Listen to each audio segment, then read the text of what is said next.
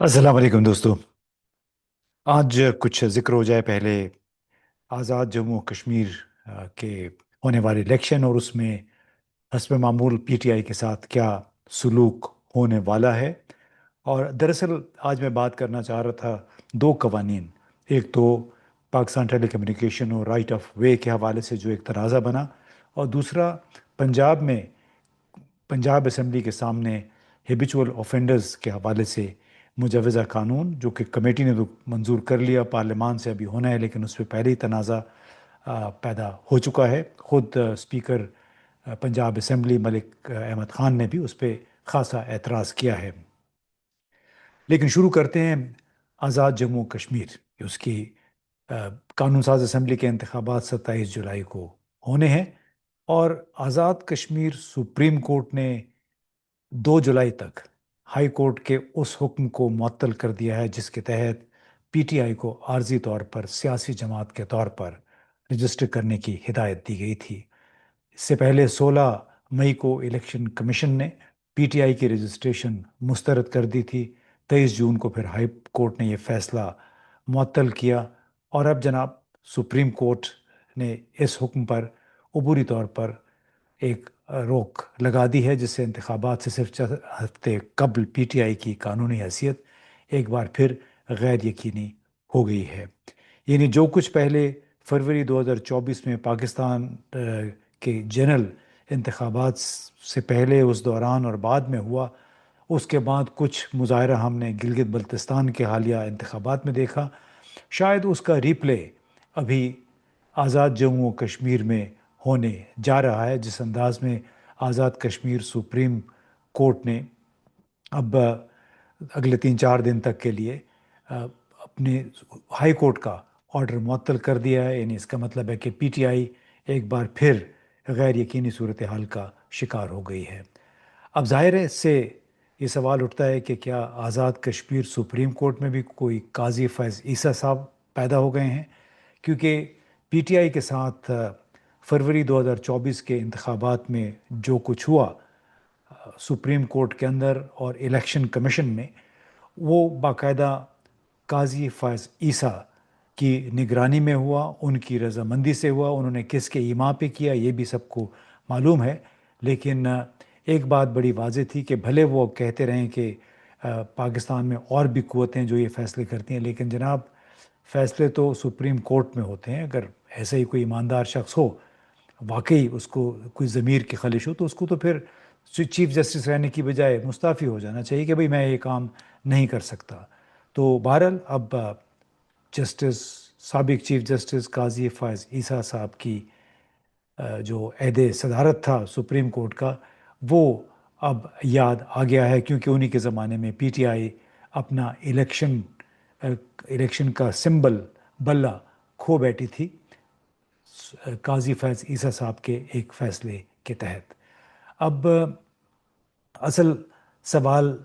यह है कि सिर्फ पीटीआई का नहीं है, बल्कि पूरे इंतखाबी अमल पर आवाम के एतमाद का है कि जबकि एक बड़ी जमात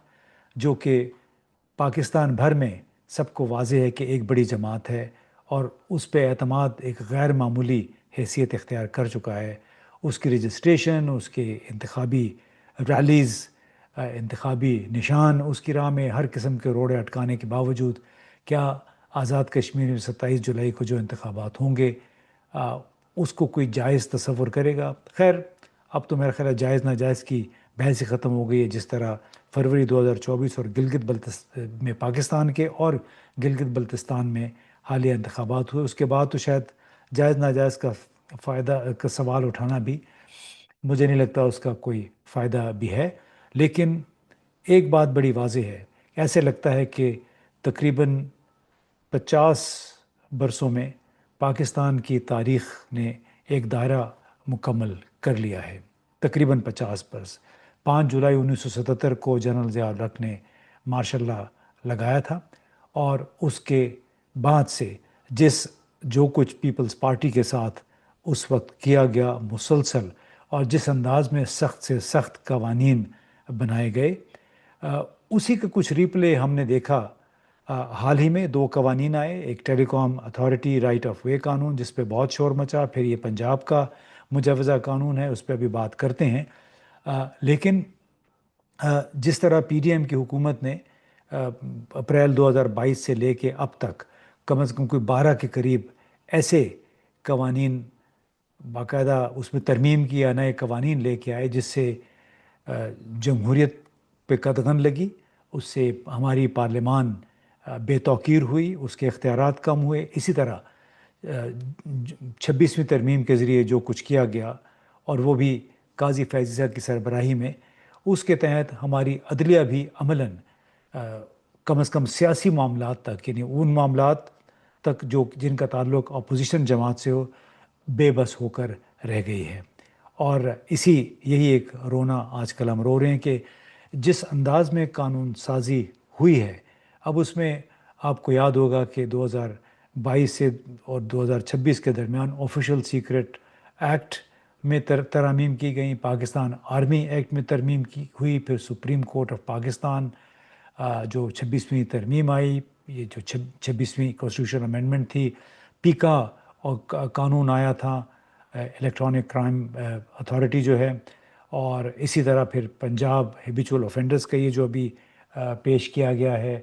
تو اس میں بہت سارے ایسے قوانین ہیں جو کہ بنیادی طور پہ ایک مائنڈ سیٹ کو ظاہر کرتے ہیں، چاہے وہ پاکستان کے چیف جسٹس ہے صاحب کا، یا موجودہ پارلیمان ہے، پنجاب کی حکومت ہے، یا پاکستان کے حکمران ہیں۔ اس سے ظاہر یہ ہو رہا ہے کہ جو قانون سازی کا سلسلہ جنرل ضیاء الحق نے جولائی 1977 کے بعد شروع کیا اپوزیشن کو دبانے کے لیے، ہم شاید اسی راہ پہ پاکستان کو چلتا دیکھ رہے ہیں۔ اب پنجاب اسمبلی کے ممبر خالد محمود رانجھا نے یہ ہیبیچول اوفینڈرز کا بل پیش کیا، اور Punjab control of habitual offenders and anti social behaviour 2026۔ اب اس میں بنیادی طور پہ کیا ظاہر ہو رہا ہے؟ دونوں جو تازہ ترین یہ جو دو بل ہیں، ایک قومی اسمبلی میں اور ایک پنجاب میں، یہ سوال اٹھ کھڑا ہو کہ کیا پاکستان میں شہری آزادیوں اور بنیادی حقوق کی گنجائش مسلسل محدود ہو چکی ہے، یا ابھی اس میں کوئی مزید گنجائش باقی ہے؟ کیونکہ جیسے میں نے پہلے کہا کہ پی ڈی ایم کی دونوں حکومتیں، 2022 والی اور یہ 2024 کے انتخابات کے بعد بننے والی، انہوں نے تو اپنا کام دکھا دیا ہے۔ اب ایک بار پھر مسلم لیگ کی حکومت مرکز میں اور پنجاب میں اپنی انتظامی گرفت کو مزید مضبوط بنانے کی کوشش کرتی دکھائی دے رہی ہے۔ اس سے پہلے آپ کو یہ بھی بتاتا چلوں کہ پنجاب میں ملک احمد خان جو تازہ ترین جو بل پیش ہوا ہے اسمبلی میں ہیبیچول اوفینڈرز اور اینٹی سوشل بیہیویئر کے حوالے سے، ملک احمد خان صاحب نے اس پہ کافی اعتراض کیا ہے، لیکن انہی کی سربراہی میں پنجاب اسمبلی میں ایسے قوانین سامنے آئے ہیں جو کہ کسی بھی صورت آپ نہیں کہہ سکتے واقعتاً ایک جمہوریت کی روح کے مطابق ہیں۔ پنجاب ڈیفیمیشن قانون 2024 کا، پنجاب کی آگہی اویئرنیس اور معلومات کی تشہیر کا قانون، صحافیوں اور عام شہریوں کو پنجاب حکومت کی عوامی فنڈ سے چلائی جانے والی تشہیری مہم پر سوال اٹھانے یا ان کی جانچ پڑتال کرنے سے روکنے کا ایک قانون ہے، جس کو Punjab awareness and dissemination of information. اسی طرح Punjab high security zone act صوبے بھر میں عوامی ریلیاں، دھرنے، احتجاج اور دیگر مظاہروں کے انعقاد کو نمایاں طور پر مشکل بنا دیتا ہے۔ لوکل گورنمنٹ بل، ڈپٹی کمشنرز کے اختیارات میں اس کے ذریعے غیر معمولی اضافہ کیا گیا، جبکہ منتخب لوکل گورنمنٹ کے نمائندوں کے اختیارات نمایاں طور پر کم ہوئے۔ اب تازہ ترین جو بل آیا ہے ہیبیچول اوفینڈرز کے حوالے سے، یوں محسوس ہوتا ہے کہ شخصی حکمرانی اور درباری طرز حکومت کا دور جو جنرل ضیاء الحق سے شروع ہوا تھا ایک مرتبہ پھر لوٹ رہا ہے۔ اس مقصد کے لیے ایسے قوانین تیار کیے جا رہے ہیں جو بہت سو کو واقعتاً جنرل ضیاء الحق کے ماشاء اللہ اور جابرانہ دور کی یاد دلاتے ہیں۔ بلکہ کچھ لوگوں نے تو یہ بھی کہا کہ جو ہیبیچول اوفینڈرز کے بل 2026 والا ہے، اس نے تو سابقہ فاٹا کے علاقوں میں ایک ہوتی تھی فرنٹیئر کرائمز ریگولیشن، اس کی یاد تازہ کر دی ہے، کیونکہ فرنٹیئر کرائمز ریگولیشن ایک ایسا قانون تھا جس کے تحت مقامی جو فاٹا کے علاقے میں بسنے والے لوگ تھے ان کی حیثیت عملاً پولیٹیکل ایجنٹ کے غلاموں کی تھی، اس کے تابع رہ کر زندگی گزارنے والے. یعنی اگر پولیٹیکل ایجنٹ چاہتا تو وہ 3 مہینے کے لیے 6 مہینے کے لیے وجہ بغیر بتائے بغیر کسی کو بھی جیل میں ڈال سکتا تھا. ابھی جو تازہ جو بل پیش کیا گیا ہے پنجاب اسمبلی میں، اس میں تو ایک بڑا واضح جھلک اس کی نظر آ رہی ہے، کیونکہ اس میں ہر کوئی میں آپ کو بتاتا ہوں تفصیل کہ کس طرح میاں داؤد ایڈوکیٹ صاحب ہیں، انہوں نے اس کی نشاندہی کی ہے بڑے اچھے انداز میں. ٹویٹر کے ذریعے انہوں نے ایک آرٹیکل لکھا ہے، اس میں انہوں نے کہا کہ مسلم لیگ نے جو پنجاب میں بل پیش کیا ہے وہ آئین میں دیے گئے کم از کم 13 بنیادی حقوق سے متصادم ہے، اور اگر یہ قانون نافذ ہو جاتا ہے تو یہ آئین کے درج ذیل آرٹیکلز کو عملی طور پر معطل کر دے گا. آرٹیکل 4 مساوی قانونی تحفظ کا حق، آرٹیکل 9 زندگی اور آزادی کا حق، آرٹیکل 10 غیر قانونی گرفتاری اور نظر بندی سے تحفظ، منصفانہ مقدمہ fair trial, article 10A، article 13 کہ ڈبل سزا آپ کو کسی مقدمے میں نہیں مل سکتی، آرٹیکل 14 ڈگنیٹی آف لائف عزت نفس کا تحفظ، آرٹیکل 15 نقل و حرکت کی آزادی، آرٹیکل 16 اکٹھے ہونے کی آزادی، سیاسی سرگرمیوں کی آزادی، تجارت اور کاروبار کی آزادی آرٹیکل 18 کے تحت، آرٹیکل 19 اظہار رائے کی آزادی ہے، اور آرٹیکل 23 اور 24 جائیداد حاصل کرنے اور استعمال کرنے کا حق. اور اس بل میں جو اور کوئی دفعہ 6 میں تقریباً 30 انسانی حرکات، اعمال اور واقعات کو سماجی طور پر نقصان دہ رویے کی تعریف میں شامل کیا گیا ہے. سرکاری افسران کو یہ اختیار بھی دیا گیا ہے کہ وہ جس بھی عمل کو چاہیں اپنے طریقے سے اس کی انٹرپریٹیشن کر سکتے ہیں. اس قانون کی دفعہ 7 کے تحت صرف پولیس سمیت سرکاری افسران ہی کسی شہری کے خلاف شکایت درج کر سکتے ہیں. ایک عام شہری بھی درخواست دے سکتا ہے، اور شکایت کے بعد ہوگا کیا کہ صرف سرکاری افسران کی ایک کمیٹی اور ایک اور کمیٹی ملزم شہری کو سماعت کا موقع دے گی اور سماجی طور پر نقصان دہ رویے کا جرم ثابت ہونے پر سزا بھی دے گی. دفعہ 9 کے تحت ہر وہ شخص عادی مجرم سمجھا جائے گا جس کے خلاف ایک بھی مقدمہ درج ہوا ہو اور چالان جمع ہو چکا ہو، یا کوئی ملزم جو کسی مقدمے یا مقدمات میں دوبارہ گرفتار ہوا ہو، یا ایسا شخص جو مسلسل سماجی طور پر نقصان دہ رویے کی تعریف میں بیان کردہ جرائم میں بار بار ملوث پایا گیا ہو. اس کے علاوہ بھی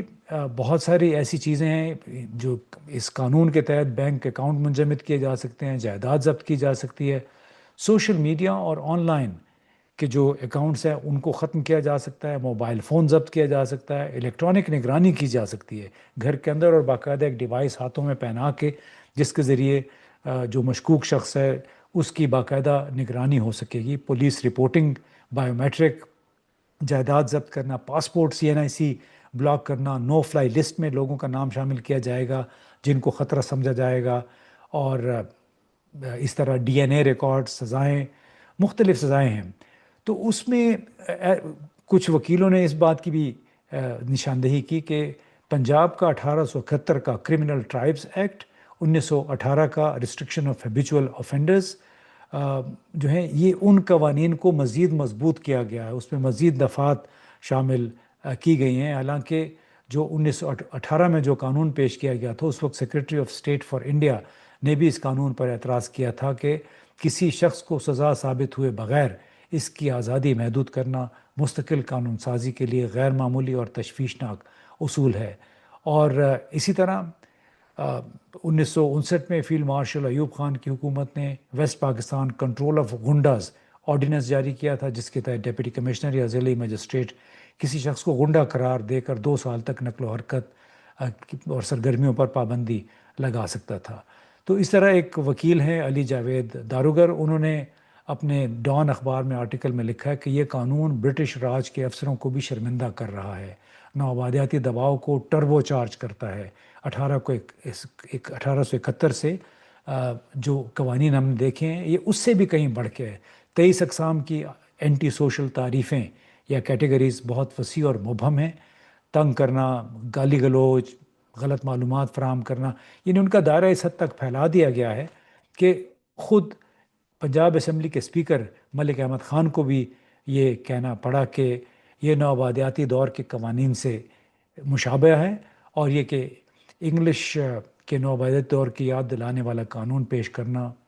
پاس کرنا ممکن نہیں ہے. کیا ڈپٹی کمشنر اور DPO کو فرد کے خلاف کارروائی کا اختیار دے دیا جائے گا۔ موجودہ قوانین میں انٹیلیجنس رپورٹس کی بنیاد پر عدالتیں فیصلہ کرتی ہیں۔ اسمبلی سیکریٹریٹ کو سخت کارروائی کی تنبیہ بھی کی ملک احمد خان نے کہ آپ نے اس قانون کی پراپر ویٹنگ کیوں نہیں کی، اس کی جانچ پڑتال کیوں نہیں کی ہے۔ اور اس کے ساتھ ساتھ شیخ وقاص اکرم پی ٹی آئی کے لیڈر ہیں، انہوں نے بل کو آمرانہ اور نوآبادیاتی دور کی یاد دہانی کا ذریعہ قرار دیا اور انصاف کے اصولوں کے بالکل خلاف۔ اس طرح Rana Aftab Ahmad Khan P T I کے سیاستدان ہیں، انہوں نے کہا کہ یہ بل بنیادی انسانی حقوق کی خلاف ورزی کرتا ہے اور آئندہ نسلوں پر برے اثرات مرتب کر سکتا ہے، سیاسی انتقام کا خطرہ، اور خبردار کیا کہ موجودہ حکمران پارٹی خود اس کا نشانہ بن سکتے ہیں۔ تو ان وکلاء کا یہ بھی کہنا ہے کہ بنیادی اگر یہ قانون نافذ ہو جاتا ہے تو اس کا مطلب ہے کہ کم از کم 13 وہ قوانین جو کہ آئین میں حقوق جو حاصل ہے عوام کو وہ معطل ہو جائیں گے۔ ساتھ میں انہوں نے یہ بھی کہا میاں داؤد صاحب نے اور علی دارو-گر نے کہ بنیادی حقوق صرف مارشل لاء کے دوران معطل کیے جاتے ہیں اور ورنہ بنیادی حقوق کبھی بھی معطل نہیں ہوتے اور یقیناً کسی قانون کے ذریعے نہیں۔ اس لیے یہ مجوزہ بل پنجاب میں مارشل لاء لگانے کے مترادف ہوگا۔ اور اس طرح آپ کو جو ٹیلی کام رائٹ آف وے بل ہے اس سے بھی آپ نے دیکھا کہ کس طرح بل میں باقاعدہ واضح طور پر کہا گیا تھا کہ جو لوگ ٹیلی کام کمپنی کو اپنے گھر یا پلاٹ سے تاریں گزارنے کی اجازت نہیں دیں گے ان کو 5 کروڑ روپے جرمانہ ہوگا۔ اس کے اوپر ظاہر ہے طوفان اٹھا ہے اور اس پہ ابھی میرا خیال ہے اس کی نظر ثانی ہو رہی ہے، لیکن اس سے ظاہر کیا ہوتا ہے؟ بل پر جو مختلف قسم کی جو بلز ہیں ان پر جانے والی بحث سے ظاہر یہی ہو رہا ہے کہ پاکستان میں حالیہ برسوں میں ایسی قانون سازی کا رجحان بڑھا ہے جس میں ریاستی اداروں یا نجی اداروں کو زیادہ سے زیادہ اختیارات دے رہے ہیں، جبکہ شہری حقوق، نجی ملکیت اور عدالتی تحفظات کمزور دکھائی دے رہے ہیں۔ اور اسی لیے یہ قوانین جو ہیں صاف ظاہر ہو رہا ہے کہ سینٹرلائزیشن آف پاور یعنی مرکزیت اور ریاستی اختیارات میں اس اضافے کا سبب بن رہے ہیں۔ اور اس کو اور